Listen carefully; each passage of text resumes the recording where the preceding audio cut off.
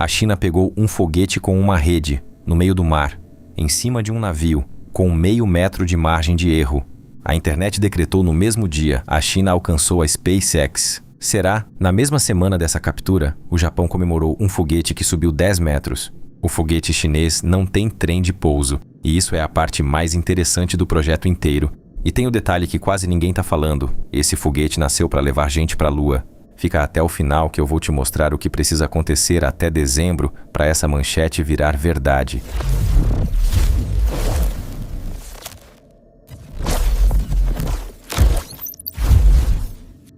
10 de julho de 2026, ilha de Hainan, litoral sul da China. O Long March 10B deixa a plataforma no voo inaugural, 70 metros de altura, 740 toneladas na balança. A subida em si é rotina, satélite entregue na órbita, missão cumprida. Só que ninguém estava olhando para a carga, a estrela do dia era o primeiro estágio. Ele separa, vira no espaço e começa a cair de volta, um tubo de aço de dezenas de metros despencando em direção ao mar, sem paraquedas. O plano é frear no próprio motor e na fricção com o ar e acertar um alvo que se mexe.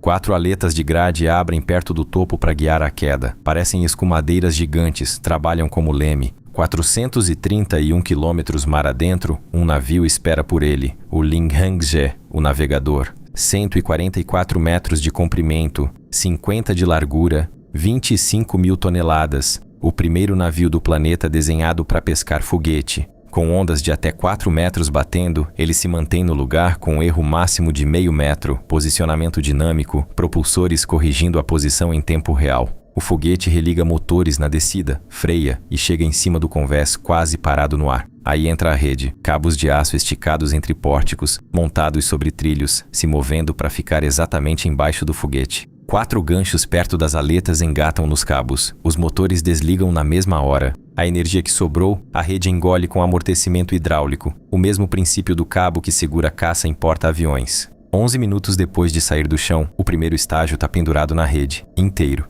Naquele momento, a China virou o segundo país da história a recuperar um booster de classe orbital. E antes que alguém corrija nos comentários, não foi o primeiro depois do Musk. A Blue Origin pousou o New Glenn em novembro de 2025, mas Blue Origin é Estados Unidos de novo. No placar por país, os Estados Unidos têm 2 jogadores. O resto do mundo tem a China. E mais ninguém. Pegaram o foguete, então agora a China tem foguete reutilizável, certo? Calma. Na mesma semana, o Japão também fez história com foguete reutilizável. O RVX da Agência Espacial Japonesa com a Mitsubishi subiu 10 metros, ficou 40 segundos no ar e pousou 10 metros, altura de caixa d'água. E a próxima meta deles, 100 metros.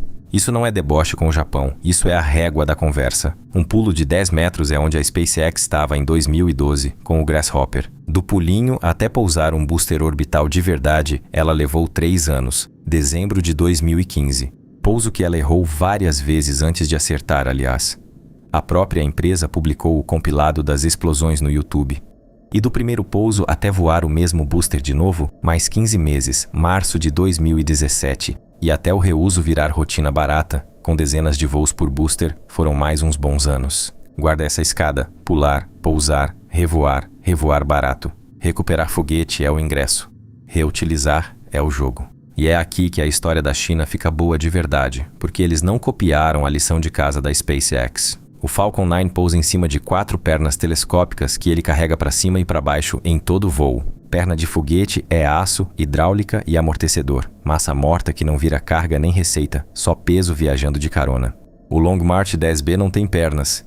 Tem 4 ganchos de aço perto das aletas. Só isso. Cada tonelada de trem de pouso apagada do projeto vira, quase 1 para 1, tonelada a mais de satélite na órbita. E a rede resolve o problema mais traiçoeiro do pouso, a margem de erro. Foguete de pernas que desce uns graus torto, tomba. E foguete que tomba no convés é bola de fogo. A rede não exige pouso perfeito, ela acomoda o ângulo, porque quem amortece o impacto não é o foguete, é ela.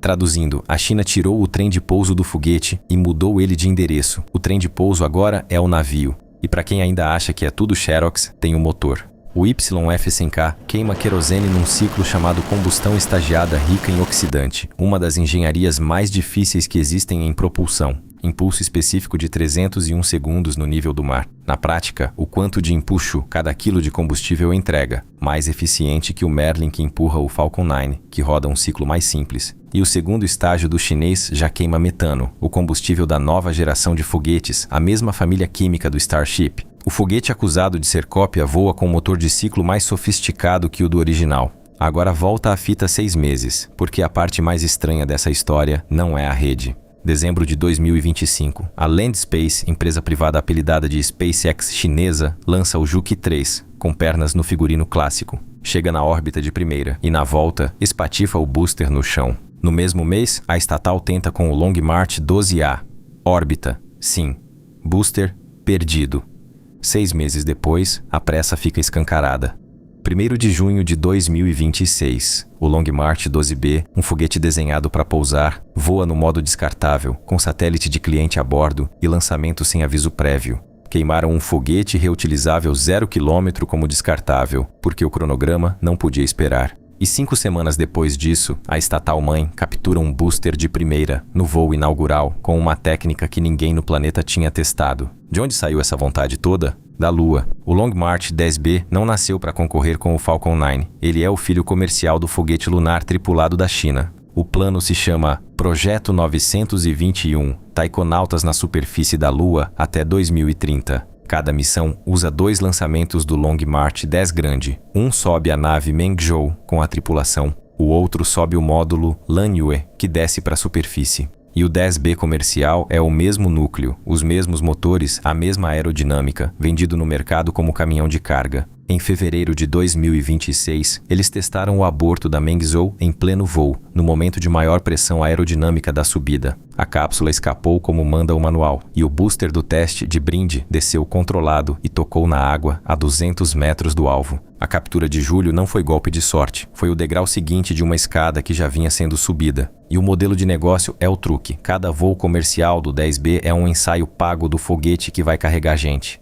O cliente paga para subir satélite, a estatal sai com telemetria, dados de desgaste e comportamento aerodinâmico, tudo que um dia vai manter 3 taikonautas vivos. A China não construiu um rival do Falcon 9, ela construiu um test drive lucrativo do foguete da Lua. Se você não sabia que o foguete que a China pescou com uma rede é o mesmo projeto que quer levar gente para a Lua, deixa seu like e se inscreve no canal para aprender muito mais. Mas ainda falta a pressa. Por que voar estreia escondida? Por que capturar logo no primeiro voo? Porque tem uma conta gigante que não fecha sem reuso. A China está construindo 2 Starlinks ao mesmo tempo. A Guoang, estatal, quase 13 mil satélites planejados. A Qianfan, de Xangai, mais 15 mil. Não é capricho. Depois de ver o que a Starlink virou na guerra da Ucrânia, Pequim decidiu que rede de satélite é infraestrutura de soberania. 28 mil satélites na fila de embarque. Subir 1 quilo de carga em foguete descartável chinês custa na casa de $10 mil.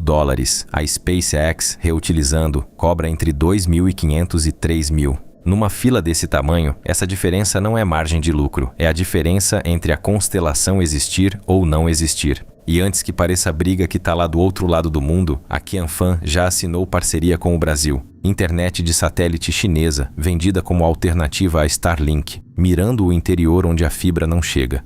A órbita em disputa passa em cima da sua casa, várias vezes por dia. No chão, a mesma pressa. O porto espacial comercial de Wenchang ficou pronto em 878 dias. O preparo de um foguete na plataforma caiu de mais de 20 dias para menos de 10. A meta da expansão é 60 lançamentos por ano num complexo só. Em 2025, a China lançou 92 vezes, alta de 35% sobre o ano anterior. Visto assim, a rede no navio muda de figura. Não é troféu para foto, é gargalo industrial sendo destruído. Dá para fechar a auditoria então. A China pegou o foguete, logo tem foguete reutilizável. Ainda não tem. Pegar é a metade espetacular. A metade chata é que decide. Inspecionar cada motor. Trocar o que a reentrada cozinhou, requalificar, voar de novo. E voar de novo barato, dezenas de vezes. Reuso não é uma manobra. É uma linha de produção. Lembra da escada? O Japão está no primeiro degrau. A captura botou a China no segundo. E a promessa é agressiva. Revoar este mesmo estágio antes do fim de 2026. A SpaceX levou 15 meses para dar esse passo, a China se deu 5. Se cumprir, ela não empatou com a SpaceX de hoje, encostou na de 2017, com um caminho técnico próprio e a pressão de apenas 28 mil satélites. A corrida espacial de verdade não premia quem pousa mais bonito, premia quem transforma foguete em logística. E logística, convenhamos, é o esporte nacional da China. Falando em corrida, o Brasil está sentado na segunda maior reserva de terras raras do planeta, o ingrediente de todo ímã de motor elétrico, turbina e míssil. Reserva gigante, mercado que a China domina de ponta a ponta. Adivinha o que falta?